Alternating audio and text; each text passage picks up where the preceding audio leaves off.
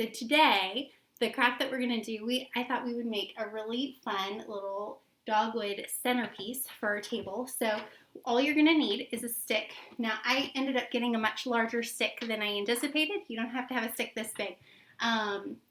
But so we have our stick and then some way to kind of just keep it up. Just a jar or a vase will do. My stick is so big I needed some rocks to make it sturdy and be able to stay still on the table.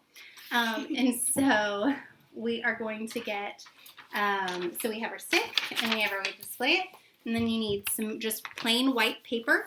I cut our paper into quarters. So just cut it in half and then in half again so that we can make the flowers. So I'm going to show us how to make the flowers, and then I'm going to have my excellent helpers help me in making our little dogwood flowers that we're going to go ahead and put on our dogwood tree. So once you have your little quarter, you're going to fold it in half, like this. And Gracie, you want to do one with me? Bree, you want to fold one too? Okay. So you fold it in half, and then you fold it in half again. So it doesn't matter if you start folding it hamburger or hot dog. You're just going to fold it in half and fold it in half again. So you have this little square. And so then kind of like when you do a snowflake, you're going to take the side with the edges. So one side it has the, the 4 open kind of piece of paper, and then one has the 2 seams. And you're going to match the 2 seams to the bottom seam, just like this.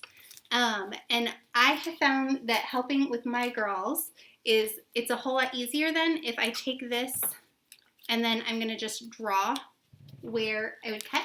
So I would draw from the edge with all the seams and just you're kind of making like a heart. So it's just going to go up and around, and then it doesn't have to come to a point, just kind of there like that. And so I kind of prep it for the girls. They can help me fold it, and then I just draw where they're going to cut. Thank you. Thank you. And so then they can help me cut. And so now we need to add our little red, pinkish little tinges where those little nail holes are. So we're going to take, very nice. So we're going to take our red or pink marker, and we're just going to go right on the tip, like where the little nail hole of each of these petals is, right there. I think that's working. Okay, and then in the center, we're going to take our yellow or green or yellow-green or whatever you want, and we're just going to draw a little, kind of like a little crown of thorns, or you could do like little pokey, just like little lines, whatever. So that reminds us of the little crown of thorns right there in the center. And so then there you go. And that looks kind of like a very easy version of our, let's see, we have some Dogwood. Of our dogwood flowers, just like that. And so and then you do them. From there, we're just going to glue them onto our dogwood tree. So we can either use just Elmer's glue, and you just hold them a little while longer.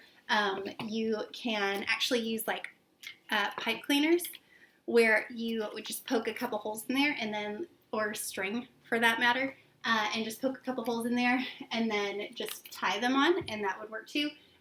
In the interest of time, I'm going to use the hot glue gun.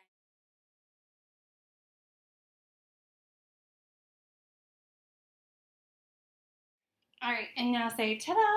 Ta-da!